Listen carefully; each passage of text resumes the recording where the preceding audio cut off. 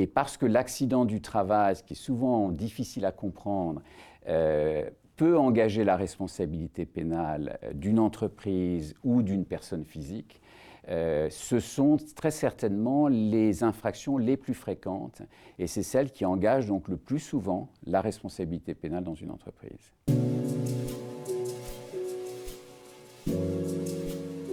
Je m'appelle François Mazan, je suis avocat spécialisé en pénal et à l'intérieur de la matière pénale, en pénal de l'entreprise. C'est-à-dire que mes clients sont essentiellement des entreprises, personnes morales, des dirigeants, des délégataires de pouvoir, confrontés à la justice pénale. J'ai la particularité d'être devenu avocat assez tard, puisque j'ai prêté serment à 55 ans, parce que pendant à peu près 30 ans, j'ai été dirigeant d'entreprise. J'ai une formation d'ingénieur. Moi, j'ai fait l'école centrale de Paris en physique nucléaire, donc ça n'a rien à voir avec le droit pénal. Et j'ai travaillé essentiellement dans l'informatique. Au Japon, aux États-Unis, en Europe. J'ai été directeur général de Capgemini France, où je dirigeais à ce moment-là 10 000 personnes et avec 1 milliard d'euros de chiffre d'affaires. Et j'ai changé de vie à 50 ans. J'ai fait 5 ans d'études pour acquérir les compétences nécessaires pour devenir avocat. J'ai passé le concours du barreau et j'ai obtenu le CAPA en janvier 2014. Et donc avec cette volonté de ne faire qu'une chose. Il n'y a que ça qui m'intéresse, il n'y a que ça que j'espère pouvoir faire, qui est le droit pénal de l'entreprise.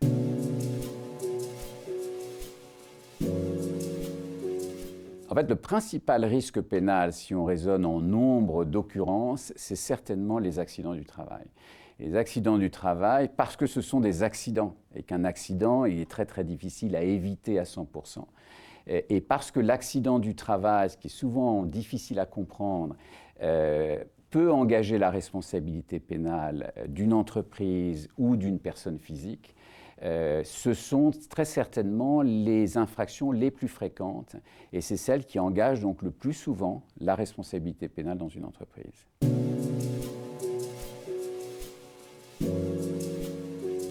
Alors effectivement, c'est un sujet qui est souvent évoqué et mes clients très souvent sont surpris d'apprendre qu'une enquête pénale a démarré alors qu'un salarié accidentellement, par exemple, est tombé d'un échafaudage sur un chantier.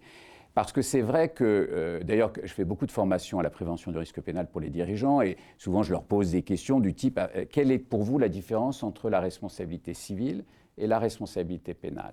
Et très souvent, ils me disent bah, là, en pénal, il faut un élément intentionnel. Parce qu'effectivement, quand on a fait un tout petit peu de droit, on sait que ce qui caractérise le pénal, c'est non seulement il faut un texte, qu'on appelle l'élément légal, un élément matériel, on fait ce que le texte interdit, et un élément intentionnel, ce qui veut dire qu'on savait que c'était interdit, on l'a quand même fait. C'est ça qui caractérise l'infraction pénale. Or là, c'est un accident. Et donc ils me disent, mais maître, c'est un accident. Pourquoi est-ce que ma responsabilité pénale peut être engagée? Comment puis-je me retrouver puni d'une peine d'emprisonnement parce qu'un salarié est tombé d'un échafaudage? Et en fait, comme le droit pénal, on dit souvent, il vient protéger des valeurs sociales. Hein, le vol, on protège le droit de propriété, le viol, on protège l'intégrité du corps humain. C'est ça qui caractérise le droit pénal. L'accident, en fait, on sanctionne une espèce d'indifférence coupable à l'intégrité du corps humain. Hein, c'est une imprudence. Et donc, dans ce qui caractérise l'infraction pénale dans le cas d'un accident, c'est l'existence d'une faute, mais qui n'est pas une faute intentionnelle. Si vous poussez quelqu'un d'un échafaudage, c'est une tentative de meurtre ou voire un meurtre. S'il tombe parce qu'il n'a pas de harnais, parce qu'il n'y a pas de garde-corps, votre responsabilité pénale peut être engagée parce que vous avez commis une faute qui n'est pas, vous n'avez pas voulu le résultat de l'accident, mais parce que vous ne lui avez pas donné un harnais, parce que vous n'avez pas posé un garde-corps, vous avez commis une faute d'imprudence, de négligence, un manquement à une obligation de prudence ou de sécurité prévue par la loi ou le règlement. C'est ces trois fondements-là qui créent la faute, qui engagent la responsabilité pénale. Donc un accident peut, dans certains cas, donc un accident peut rester simplement engager une responsabilité civile, c'est-à-dire que vous devez réparer le préjudice subi par la victime ou les ayants droit de la victime si elle est décédée. Mais dans certains cas, si on arrive à démontrer que ces fautes existent, à ce moment-là, en plus de la responsabilité civile qui subsiste bien entendu, le dirigeant ou son entreprise peuvent être pénalement sanctionnés. Et d'ailleurs, c'est tout le champ des infractions non intentionnelles, qui sont en fait une exception, parce que le fameux article 121-3 dit que tout crime et délit est intentionnel, mais il y a des exceptions. Et paradoxalement, dans le monde de l'entreprise, je dirais que ces exceptions sont quasiment la généralité. Ce n'est pas la généralité, mais le plus grand nombre de situations d'engagement de la responsabilité pénale, ce sont des accidents. Et ça n'existe pas que dans les entreprises. Les deux grands domaines sur les infractions non intentionnelles, c'est l'accident du travail, on est dans l'entreprise, et la circulation routière. Mais vous pouvez avoir un médecin, un chirurgien, un éducateur dont la responsabilité est engagée parce qu'un malade a été handicapé, parce qu'il a commis une faute, et ainsi de suite. Ça peut être, par exemple, un autre domaine sur lequel notre cabinet travaille beaucoup, qui est l'atteinte à l'environnement, qui est aujourd'hui une vraie priorité pénale. Et donc, une fuite dans un joint d'étanchéité, un liquide toxique s'écoule dans une rivière, c'est non intentionnel.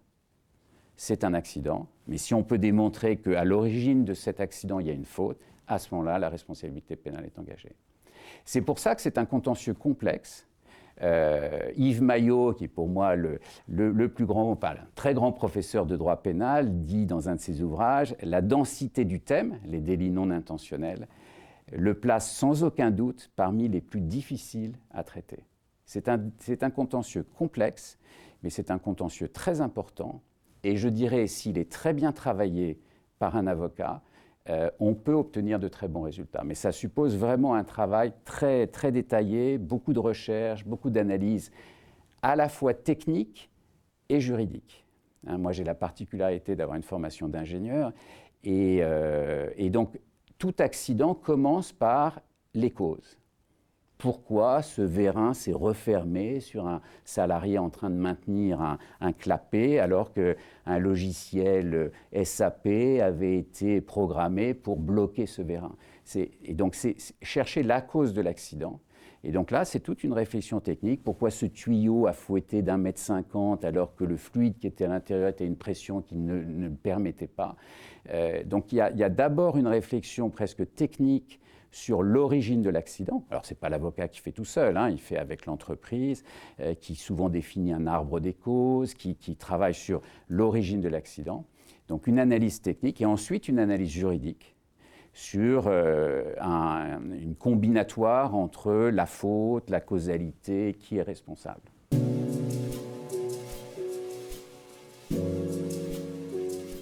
Alors ça, c'est une question extrêmement intéressante que j'anticipe toujours avec mes clients qui sont donc des chefs d'entreprise ou des délégataires de pouvoir.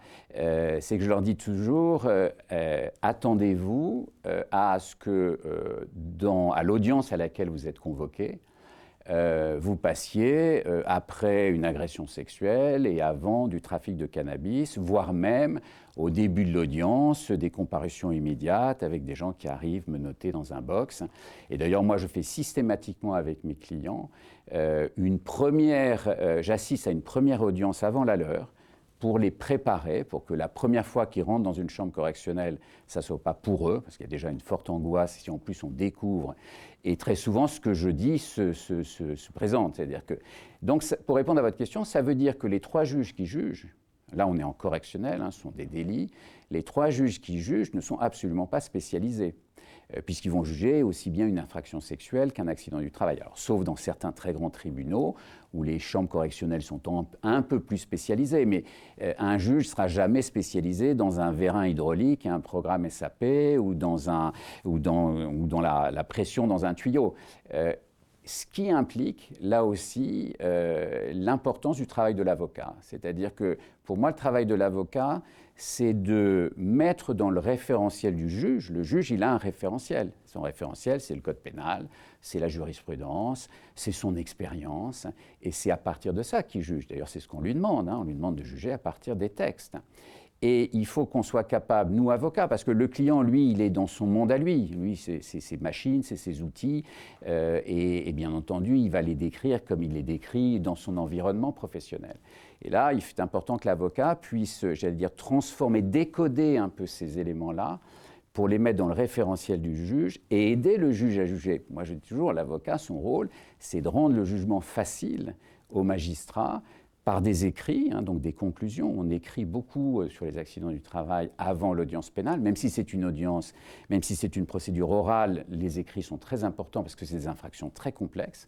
Et puis ensuite, à l'audience, alors avec des schémas, moi je suis venant du monde de l'entreprise, moi je vais venir avec des PowerPoint, ça va m'arriver, parce que je pense que c'est important de montrer, soit sous forme avec des graphiques, avec éventuellement des simulations en 3D, des choses comme ça, qui vont permettre aux magistrats de comprendre la causalité. Donc là, on est sur la partie, je dirais, analyse technique de l'accident, et puis ensuite, il faut transformer ça en analyse juridique.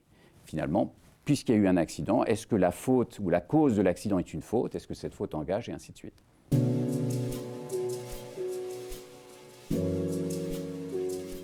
Alors, quand je disais tout à l'heure, le risque pénal de l'accident, pour moi, est celui qui est le plus fréquent et le plus probable en termes d'engagement de la responsabilité pénale dans l'entreprise, c'est que ça concerne toutes les entreprises. Les petites et les très grandes. Moi, j'ai des clients du CAC 40, comme j'ai des clients qui font 10 millions d'euros de chiffre d'affaires. Il est indiscutable qu'il y a des secteurs qui sont plus accidentogènes que d'autres.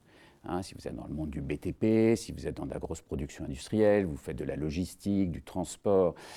Mais d'une certaine façon, par expérience, elles sont mieux protégées parce qu'elles sont conscientes de ce risque. Et donc, elles ont souvent mis en place vraiment beaucoup d'éléments pour anticiper et prévenir ce risque. Et finalement, vous les retrouvez aussi dans des sociétés. Si vous faites même du développement logiciel et que vous avez un de vos développeurs qui tombe dans l'escalier parce que 3 marches ont été défoncées et que vous n'avez pas bloqué l'escalier, c'est un accident du travail. Et on pourrait considérer que votre responsabilité pénale est engagée parce que vous avez commis une faute. Donc, c'est possible dans toutes les entreprises, quelle que soit leur taille. C'est clair qu'il y a des entreprises qui sont plus accidentogènes que d'autres.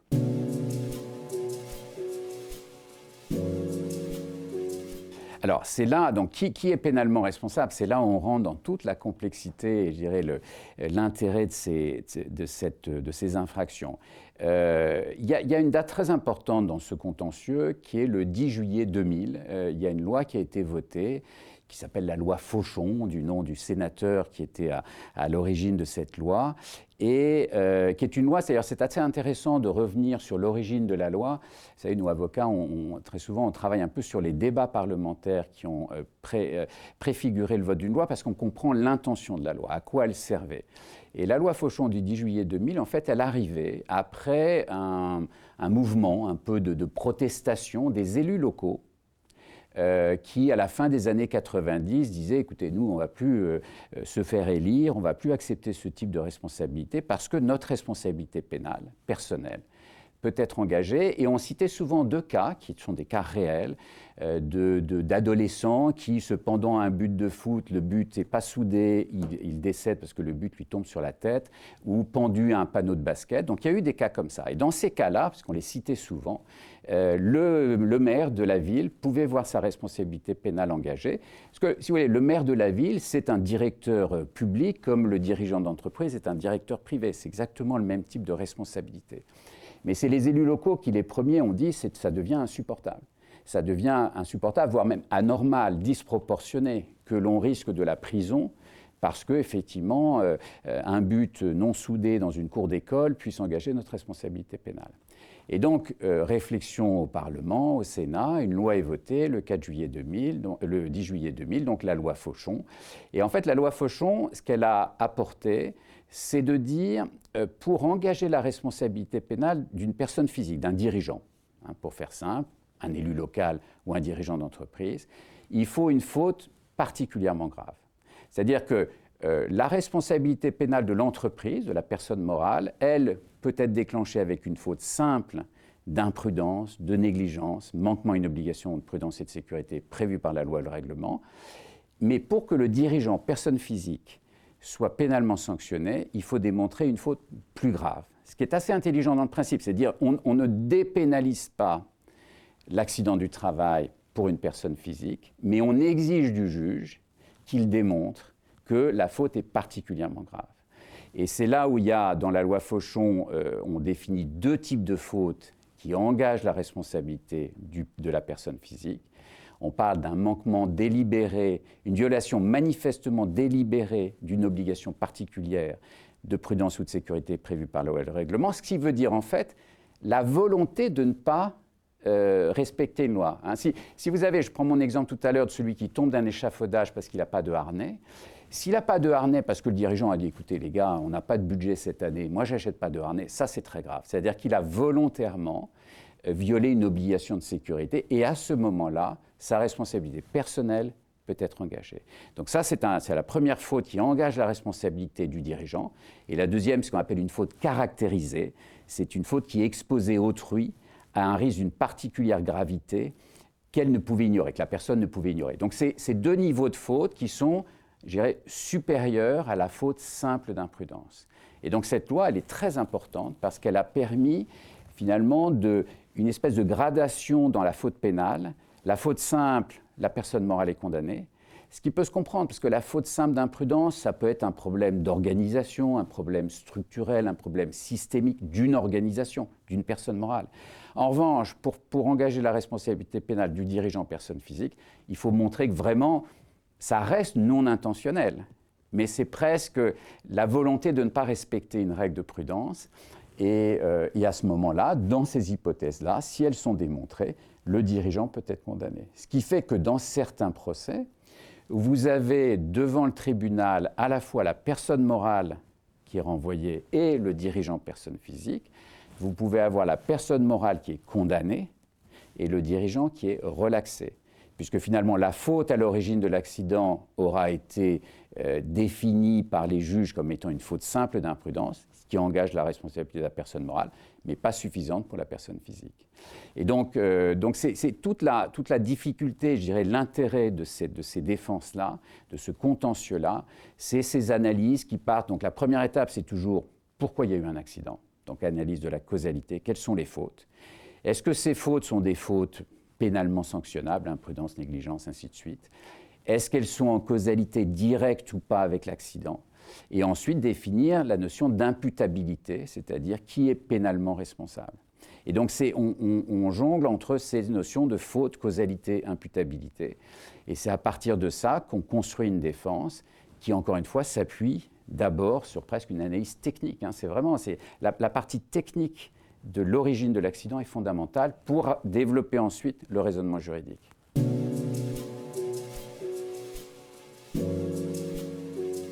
Alors, on est dans du pénal, hein, donc on a classiquement des sanctions possibles, emprisonnement, amende et peine complémentaire. Si on est sur une personne physique. Donc si je commence par la personne physique, donc il peut être un dirigeant, un délégataire de pouvoir, il y a une deuxième notion qui entre en jeu, c'est le nombre de jours d'ITT.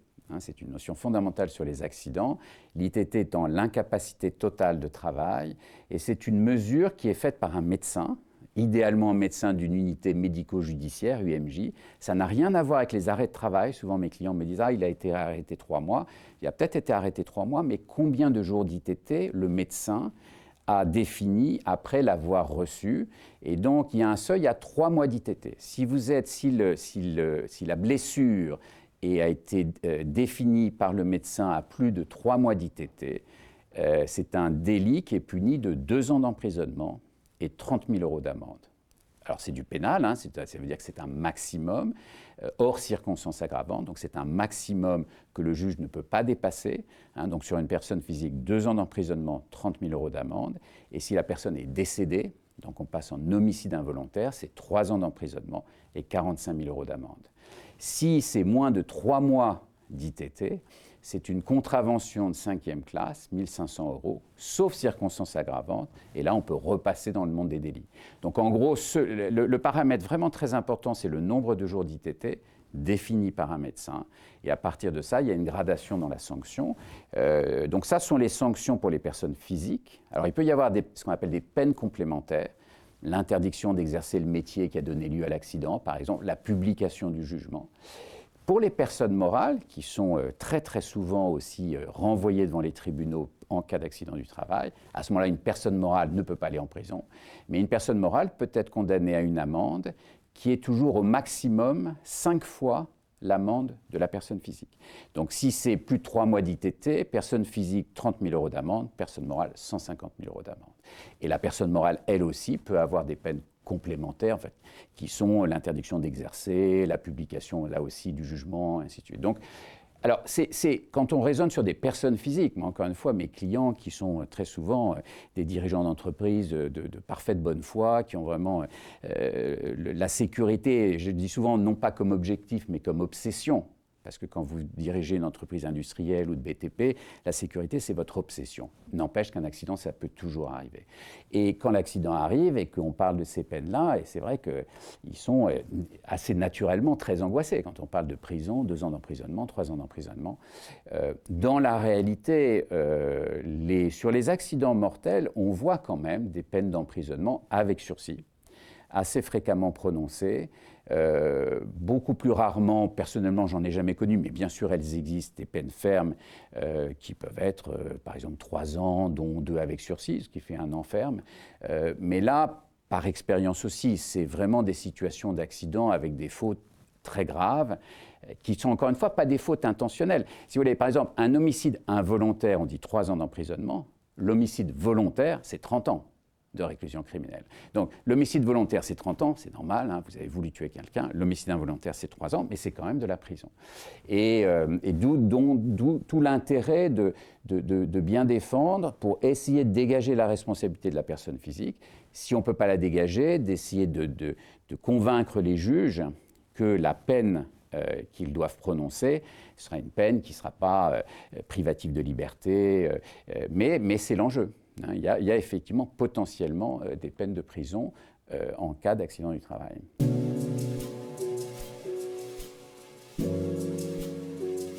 Alors, c'est le problème du pénal de façon générale, c'est-à-dire que le pénal, ça fait sale.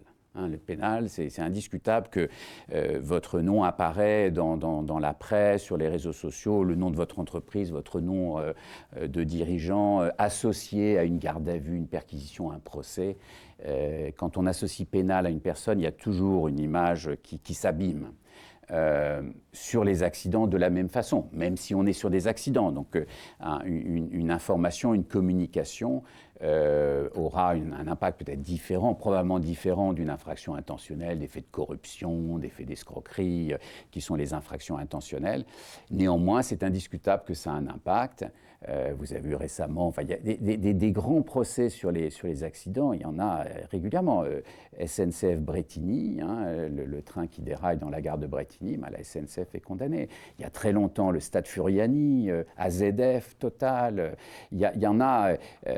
C'est un domaine qui est extrêmement important et qui effectivement abîme l'image d'une entreprise. C'est pour ça d'ailleurs que c'est assez intéressant. Nous, avocats, moi je le fais assez souvent, sur des dossiers complexes, je travaille avec des agences de communication parce que pouvoir bien communiquer sur des situations comme celle-là est important en termes de conséquences. C'est-à-dire, quelquefois, vous parliez à juste titre de risque réputationnel. La réputation peut être plus abîmée et avoir plus de conséquences que la sanction, qui, par ailleurs, peut être financièrement moins importante pour l'entreprise.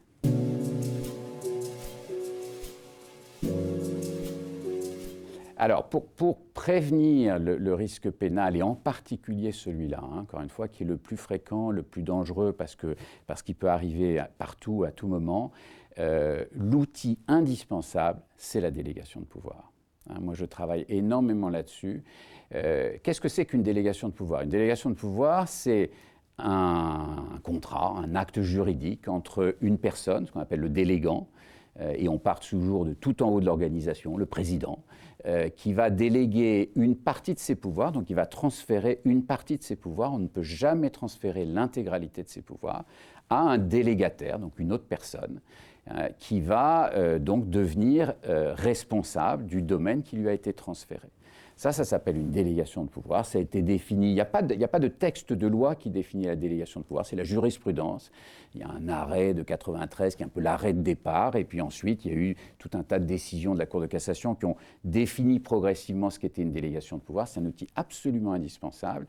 Et parce qu'il a comme particularité de transférez la responsabilité pénale. C'est-à-dire vous transférez une responsabilité sur un domaine, je reviendrai parce qu'il y a plein de conditions de validité, et à ce moment-là, le délégataire devient le responsable pénal, c'est-à-dire que si vous avez transféré le domaine sécurité sur l'entrepôt à M. Dupont, M. Dupont devient responsable de l'accident du travail qui aurait lieu dans son entrepôt. S'il n'y a pas de délégation de pouvoir, c'est M. Martin, qui était le directeur, le président, qui est responsable pénalement. Parce que le principe dans le système français, c'est que par défaut, le responsable pénal d'une infraction non intentionnelle, c'est le patron. Et donc, l'antidote à ce système, qui est quand même un peu exorbitant, c'est la délégation de pouvoir. Donc, vous déléguez à une personne, il faut démontrer dans les conditions de validité, il faut démontrer que le délégataire, celui à qui vous avez transféré cette responsabilité, a la compétence, l'autorité et les moyens. C'est les 3 critères clés qui font que les magistrats vont valider la délégation. Moi, je dis souvent à mes clients, attention, une délégation de pouvoir, ce n'est pas simplement un document où il y a marqué délégation de pouvoir en haut et 2 signatures en bas. Les magistrats, et de plus en plus, les lisent avec attention et assez souvent les refusent. C'est-à-dire disent, votre délégation, elle n'est pas valable, monsieur. Donc, comme elle n'est pas valable, ça veut dire que vous restez pénalement responsable. Vous n'avez pas transféré la responsabilité. Donc, il faut faire très, très attention à la rédaction des délégations de pouvoir. Donc, compétences, autorité et moyens dans le domaine que vous déléguez. Et sur la délégation de pouvoir, il faut surtout pas la présenter comme une fuite de responsabilité. La délégation de pouvoir, ce n'est pas un patron qui ne veut pas aller au tribunal et qui va se dire je te file la patate chaude, c'est toi maintenant qui es pénalement responsable. C'est mettre la responsabilité au bon endroit. Moi, je dirigeais une entreprise de 10 000 personnes, j'étais au 32e étage d'une tour à la Défense. S'il y a un problème dans l'agence de Nice parce qu'il y a un dispositif de sécurité qui a été débranché et que c'est grave, je ne le sais pas. Si le directeur de l'agence de Nice, il est délégataire de pouvoir sur la sécurité, il va immédiatement agir. L'idée, c'est que celui qui est délégataire est celui qui peut agir, est celui qui peut décider. Et c'est pour ça que c'est un outil de prévention et pas un outil de fuite de responsabilité.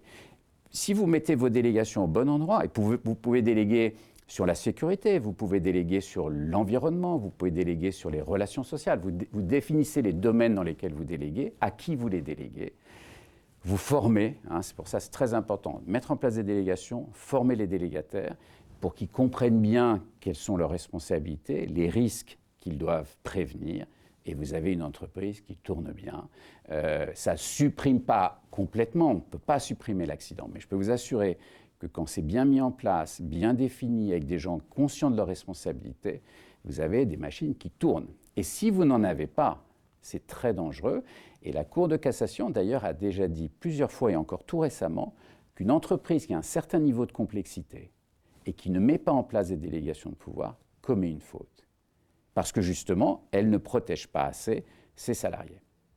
Donc, et le niveau de complexité, moi je dis toujours, c'est le moment à partir duquel le dirigeant ne peut plus s'assurer que la réglementation est respectée partout dans son organisation. C'est un outil qui existe. Encore une fois, c'est l'antidote à la responsabilité par défaut du dirigeant de droit. Si vous ne le mettez pas en place, non seulement vous prenez des risques pour votre entreprise, et puis en plus, c'est surtout vous, et que vous, qui pouvez être condamné devant un tribunal correctionnel. Un accident du travail, c'est s'il est pénalement poursuivi, il obéit à la procédure pénale qui est la même. Il n'y a pas une procédure pour les accidents différente de la procédure pour un vol, pour un viol, pour une agression sexuelle. Et donc ça veut dire que les actes d'enquête que le dirigeant pourrait avoir à vivre sont assez classiquement des auditions, qui peuvent avoir un format audition libre ou garde à vue, et éventuellement des perquisitions pour aller saisir des documents qui vont être utiles à l'enquête, sachant que vous avez 2 formats d'enquête classiquement sur les accidents du travail, puisque ça c'est du pénal, soit une enquête préliminaire, c'est-à-dire l'enquête pilotée par le procureur de la République, soit une instruction judiciaire, donc avec un juge d'instruction en charge. Je dirais que la plupart des accidents du travail, ce sont des enquêtes préliminaires, mais si vous êtes sur des accidents mortels, il y a quand même assez souvent la désignation d'un juge d'instruction. Donc là, vous êtes sur une procédure plus complexe, contradictoire, avec des mises en examen éventuellement, des placements sous le statut de témoin assisté. Enfin, donc sur une infraction, sur un accident mortel, on peut voir des informations judiciaires si on est sur enquête préliminaire. Et c'est là où l'avocat pénaliste, parce que souvent mes clients me sollicitent ou me demandent si je peux intervenir. Je leur dis, moi j'interviens souvent d'ailleurs en équipe avec des avocats en droit social, mais je pense que quand on est confronté à une procédure pénale, quelle qu'elle soit, mais celle-là en particulier, c'est bien qu'elle soit pilotée par un avocat pénaliste qui a l'habitude, parce que c'est son quotidien, de ses actes d'enquête, du travail avec un juge d'instruction, et puis de l'audience, parce que l'audience pénale, elle est particulière. Encore une fois, elle n'est pas plus compliquée que les prud'hommes ou le tribunal de commerce, mais j'allais dire chacun son domaine. Moi, si j'ai un problème de cœur, je vais voir un cardiologue et pas un neurologue. Donc, la capacité à... Même si le cœur de l'accident du travail va s'appuyer sur le code du travail, sur les obligations de sécurité qui sont dans le code du travail, ça reste une procédure pénale. Donc moi, je recommande, en cas d'accident du travail, d'avoir, je dirais, un leader de la défense qui est un pénaliste, qui peut éventuellement, selon la complexité du sujet, s'appuyer sur un avocat en droit social, qui peut être bien sûr celui de l'entreprise. Et si vous êtes sur du pénal de l'environnement, moi j'ai eu un gros dossier il n'y a pas très longtemps, on était avec un avocat en droit de l'environnement, mais c'était nous qui pilotions la procédure pénale des premiers actes d'enquête, sachant que dans les accidents, vous avez un acteur très important qu'on n'a pas encore cité, qui est l'inspecteur du travail, hein, qui est souvent celui qui va rédiger le rapport décrivant l'accident et qui va être le cœur du dossier pénal. Et donc, pareil, dans le rapport avec l'inspection du travail, les avocats interviennent. Et donc, voilà, c'est une procédure pénale. Voilà, on est dans une procédure pénale, elle est non intentionnelle, mais c'est du pénal, parce qu'il y a des fautes, parce que ces fautes sont en causalité avec l'accident. Et ça nécessite vraiment une attention particulière et un travail vraiment de détail, de recherche. Mais la bonne nouvelle, c'est que si on les travaille bien, on peut obtenir de bons résultats.